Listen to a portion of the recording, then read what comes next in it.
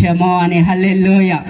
ఏ విధమైన పరిస్థితి అయినా ఉండొచ్చు, మన కుటుంబంలో, మన జీవితంలో వదిలిపోయిన స్థితిలో ఉండవచ్చు, అంధకారమైన పరిస్థితి ఉండవచ్చు, భయంకరమైన పరిస్థితిలోనే మనం ఉండవచ్చు. కానీ దేవుడు ప్రార్థన అనే ఆయుధాన్ని మనకిచ్చాడు. హల్లెలూయా.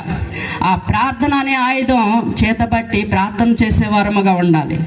ప్రార్థనలో కొనసాగినప్పుడు, ప్రభువా నువ్వు ఈ వాక్యం ద్వారా ఈ మాట సెలవిచ్చావుగా, ఈ విధమైనవి పోవాలంటే, నా కుటుంబంలో ఈ మార్పు రావాలంటే మరి నేను ప్రార్థన చేస్తున్నాను, నా కుటుంబాన్ని మార్చు, నా పరిస్థితులను మార్చు, నా జీవితాన్ని మార్చు, నా బిడ్డలను మార్చు అని మనం ఎప్పుడైతే ప్రార్థన చేస్తామో తప్పకుండా దైవ కార్యాలు చూసే వారముగా ఉంటామో. హల్లెలూయా. మరి దావీదు భక్తుడు దేవుని సన్నిధితో గడిపాడు, దేవుని వెంబడించాడు, దేవునితో నడిచాడు. దేవుడు ఏం చేశాడు? ఎందుకు పనికిరాని ఆ దావీదు భక్తుడిని పనికొచ్చేవాడుగా చేశాడు. హల్లెలూయా.